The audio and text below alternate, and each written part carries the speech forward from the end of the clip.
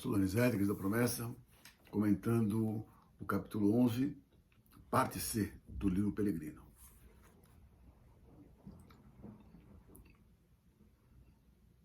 Cristão, e não encontraste mais ninguém? Fiel, encontrei tal pejo, que todos quantos tenho encontrado na minha peregrinação, é os que me parece que tornaram menos apropriado.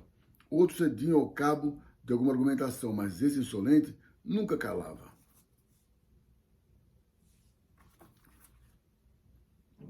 Então o que te disse, fiel? Ora, o que me disse? Até a própria religião punha objeções. Dizia que era uma coisa servil e miserável ocupar-se um homem com semelhantes ideias, que o escrúpulo da consciência era uma covardia, que seria coisa irrisória aviltar-se o homem até ao ponto de medir suas palavras, abdicando da altiva liberdade que é o apanágio dos espíritos fortes do tempo em que vivemos. Objetou igualmente que somente um limitado número de poderosos, dos ricos, dos sábios, seguira a minha opinião, em todos os tempos em que nenhum deles o fizera, senão quando se tornou estulto e quando se deixou convencer da necessidade de arriscar-se voluntariamente a perda de tudo por uma coisa que ninguém sabe o que é. 1 Coríntios 1:26, 3:18, Filipenses 3:7-9 e João 7:4-8. Considerai o estado e a condição baixa e servil da maioria dos peregrinos da nossa época, acrescentou ele, como também a sua ignorância, a sua falta de civilização e de conhecimento das ciências naturais. Sobre esse assunto discursou largamente, bem como sobre muitos outros pontos semelhantes, tais como que era vergonhoso estar gemendo, chorando e ouvir um sermão e voltar para casa com um semblante triste, pedir perdão ao próximo das mais leves ofensas e restituir o que foi roubado. Disse-me também que a religião faz com que o homem renuncie aos grandes e aos poderosos, por esses terem alguns pequenos vícios, a que deu o nome de muito mais suave. E reconheça e respeite os miseráveis como irmãos. Não será isso uma vergonha? Exclamou por fim. Cristão, e tu que respondeste? Fiel. Confesso que a princípio não sabia o que havia de dizer-lhe, pois tais coisas me disse que me subiu o rubor no rosto. O próprio pejo me invadiu a cara e quase me venceu. Mas depois comecei a pensar que o que os homens têm por sublime é abominação diante de Deus. Lucas 16:15. Que este pejo me diz o que são os homens, mas não é o que é que Deus, nem a sua palavra, nem os seus pensamentos.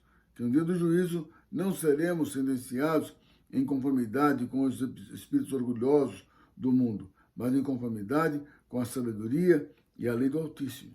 Portanto, pensei eu, o melhor é segurança.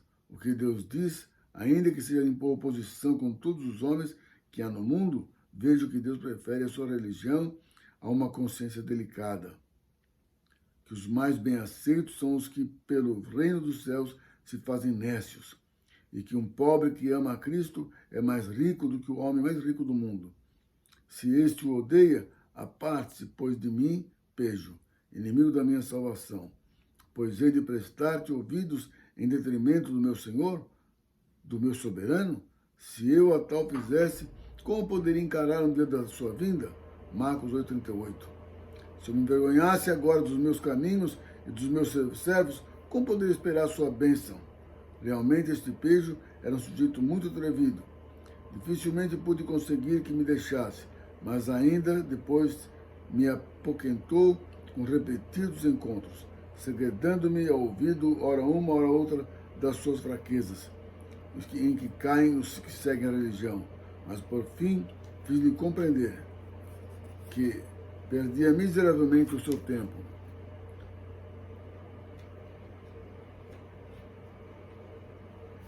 Porque nas coisas que ele desenhava para onde eu ia, precisamente maior glória para mim. Só assim pude ver-me livre das suas importunações. E desafogando então em alta voz, exclamei, são muitas tentações que me encontram aqueles que obedecem à voz do céu, e todos conforme a inclinação da carne.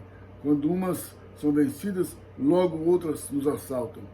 Alerta, peregrinos, portai-vos sempre como quem sois. luta, quando para de uma maneira, começa de outra. Temos que tomar cuidado, né?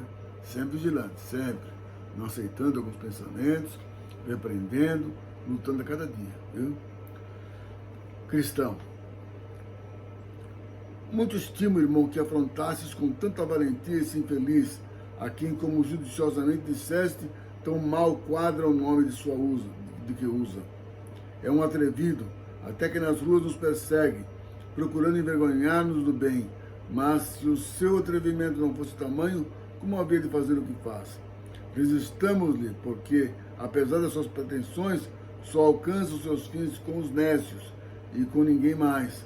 Salomão disse: os sábios possuirão a glória, a exaltação dos insensatos será sua ignomínia. Fiel. Parece-me que nos é muito necessário pedir àquele que quer que sejamos valentes pela verdade da terra e que nos proteja contra pejo. Cristão, dizes bem, e não encontraste mais ninguém ao vale? Fiel. Não, porque me alumiou o sol durante o resto do caminho, assim como no vale da sombra da morte. Cristão, boa sorte tiveste, outro tanto não me aconteceu. Logo à entrada do vale tive que sustentar um terrível e prolongado combate com o maligno Napoleão. Julguei que ele dava cabo de mim, principalmente porque me calcou aos pés como se quisesse esmagar-me. Quando me lançou por terra, caiu-me a espada da mão e ouvi-o exclamar: agora não me escapas tu, mas eu clamei pelo Senhor. E ele, ouvindo-me, pôs termo a todas as minhas angústias. Passei depois ao vale da sombra da morte, e quase metade do caminho tive de ir às escuras, por ser já de noite. Afigurou-se muitas vezes que ia morrer, mas finalmente raiou o dia, ergueu-se o sol, assim pude continuar o caminho com muito mais sossego e facilidade. Encerra aqui a parte C do capítulo 11.